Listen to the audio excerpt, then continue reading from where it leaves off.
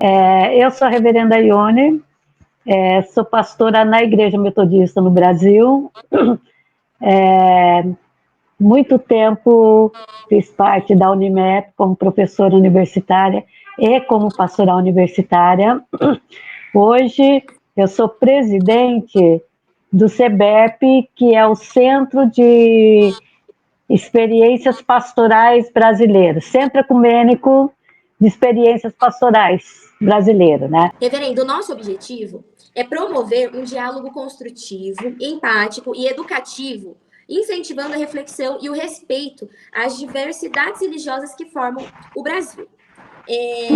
Como a senhora define intolerância religiosa e de que maneira percebe suas manifestações no cotidiano? Bom, primeira questão para mim, a questão da intolerância religiosa, ela caminha junto também com a questão cultural e com a questão do racismo também, né? Ela está sempre presente, não só na questão religiosa, porque entra aí a questão das matrizes, né?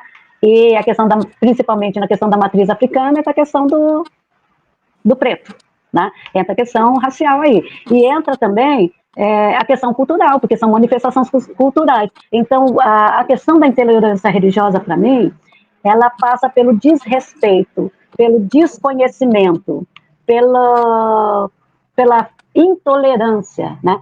Pela falta de diálogo, mas principalmente pelo desconhecimento. Né? Por quê? Porque você não conhece a cultura do outro. Você não reconhece a cultura do outro, você não conhece a religião do outro, você não conhece a manifestação religiosa do outro. Então, você julga a partir de critérios que te foram passados a partir da tua matriz. Né? Vamos pensar aqui no caso Brasil. O Brasil, historicamente, nós fomos né? Tanto negro como índio foi muito presente aqui. Né? Então, não dá para tirar a questão da matriz religiosa. Mas, por outro lado, foi um país, a América Latina, do modo geral, ela foi colonizada pelos europeus e europeus católicos jesuítas, né? Que tinha como função catequizar esse povo, transformar esse povo em, entre aspas, cidadãos civilizados, né? E com isso descaracterizar a cultura e a religião e a manifestação religiosa do outro, da outra, né? Então, com isso, o que acontece? Você não conhece. A única coisa que o cristianismo trouxe aqui na América Latina e trouxe principalmente para nós no Brasil, que o que é da África é pecado, é culto ao demônio. Que trouxe dos índios é pecado, porque eles não são civilizados. Agora, para você ser reconhecido, ser civilizado, você tem que ter a cultura e a expressão cultural e religiosa do branco. Né? Isso é muito complicado. Então, a intolerância religiosa, para mim, primeiro ela passa pelo desconhecimento, que a partir do momento que você conhece o outro a outro, você passa a respeitar. Né? Se você sabe o que é que significa, é uma coisa para mim muito simples, que eu posso exemplificar aí para você, a questão das oferendas que eram colocadas nas encruzilhadas, né? Historicamente, o que eram? A comida para os negros, tá? Que eram fugitivos, que estavam a caminho dos quilombos, que estavam se afastando. Tá? Era uma forma de alimentação. Né? Você trazendo para hoje, né, o que é oferenda numa manifestação de matriz africana. Ninguém joga aquela comida. Ela é comida depois. Tá? Ela é preparada, ela tem todo o ritual, é preparada e as pessoas comem. Mas as pessoas desconhecem. Né? Acha que se comer aquilo vai vir um feitiço. Acha que, eu me lembro que quando eu era criança, o povo falava assim, a gente andava muito por sítios e fazendas, né? O povo falava, não pode chutar nada da encruzilhada, senão vai pegar alguma coisa em você. Né? Então, muito do desconhecimento. Né? Você não conhece, então você julga. A partir do momento que você conhece, você deixa de julgar. Mas também tem o outro lado. Né? Como nos dias de hoje, a gente está vivendo aí uma polarização terrível, que é tanto matrizes africanas e outras, né, não só africanas, como as cristãs. Entre os cristãos, nós temos uma manifestação muito fundamentalista. Né? E dentro dessa manifestação fundamentalista, o que você vê? Quem não é cristão ou fundamentalista, rejeitando aquele que é neopentecostal. O neopentecostal rejeitando a matriz africana. Então entra numa polarização, eu sou certo, você é errado, você não me conhece, eu não te conheço, você não sabe da minha cultura, e assim vai, e aí vai crescendo a intolerância. Então, conhecimento, isso é fundamental, né? Se não há o conhecimento, não há diálogo. Se não há diálogo, não há respeito. Se não há respeito, aí surge a intolerância religiosa. Reverenda, por favor, compartilhe conosco suas reflexões e sua visão sobre como podemos combater a intolerância religiosa e construir pontes entre diferentes Pontes. crenças e promover um verdadeiro diálogo entre interreligiões. Então, eu vejo isso como um grande desafio, né? Realmente é um grande desafio promover o diálogo, porque ele passa pela questão cultural e educação, não tem como, né? E isso tem que começar desde cedo, desde o início, né?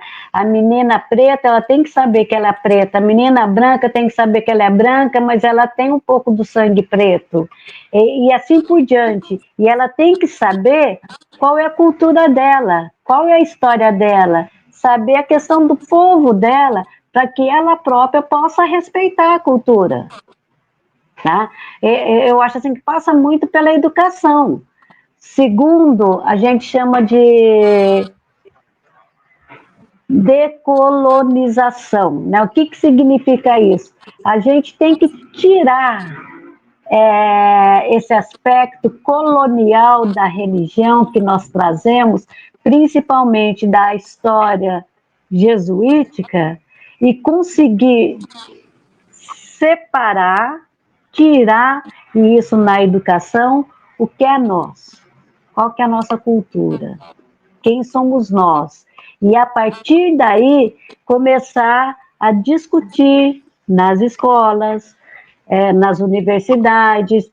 Isso para mim teria que ter uma disciplina específica, né? No ensino médio, fundamental, na universidade, né? Isso teria que ter uma disciplina para que as pessoas pudessem ir discutindo, conhecendo, sabendo. E a outra coisa também que eu acho que é importante é a questão da promover diálogos, né?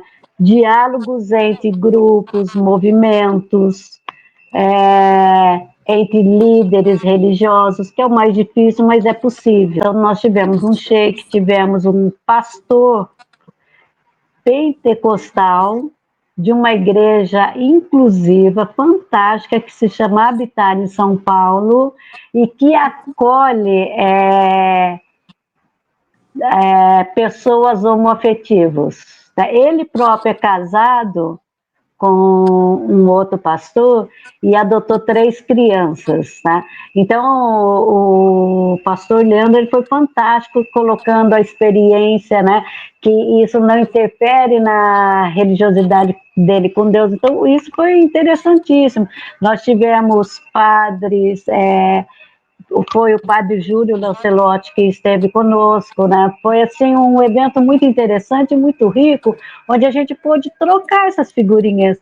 Eu sei que é difícil, porque tinha pessoas lá fundamentalistas também, e que conseguiram conversar, e que pediram mais, né? Porque foi o momento do conhecimento, de saber o que é, como pensa, como vive, como que é a tua relação com Deus, como isso te traz vida, como isso te sustenta. Então, foi uma coisa muito bacana, então isso eu acho importante, reunir os líderes. E uma coisa interessante, assim, que eu achei muito bacana e que eu acho fundamental, é criar espaços ecumênicos e interreligiosos de celebração. Muito obrigada, reverenda. Eu agradeço imensamente por ter aceito o nosso convite de fazer parte desse debate tão importante e tão pouco comentado na nossa sociedade. Eu agradeço mesmo. Muito obrigada por tudo e uma excelente noite, um ótimo descanso. Obrigada, eu que agradeço a oportunidade. E só lembrando para os cristãos que estão ouvindo, né? Paulo já falava isso, né? Não há grego, nem judeu, nem homem, nem mulher, né? Parece até que a gente está repetindo um disquinho, né? Mas é verdade, não existe. Cada um tem o seu Deus e cada um é um e a gente tem mais é que se respeitar. Que a paz de Deus, eu chamo assim, não é a paz de Deus, mas que ruá. Você sabia o que é ruá? Uau, o que é? Ruá é a palavra Espírito Santo em hebraico, se escreve Ruá, que traduzido para o português, para o português não, no hebraico ela é uma palavra feminina, não é masculina. E significa sopro, vento, brisa suave. Então, em hebraico, o Espírito Santo é isso, é a brisa, é o vento suave que sopra e que é uma mulher, né? Então, que Ruá nos abençoe e nos proteja e Amém. nos guarde.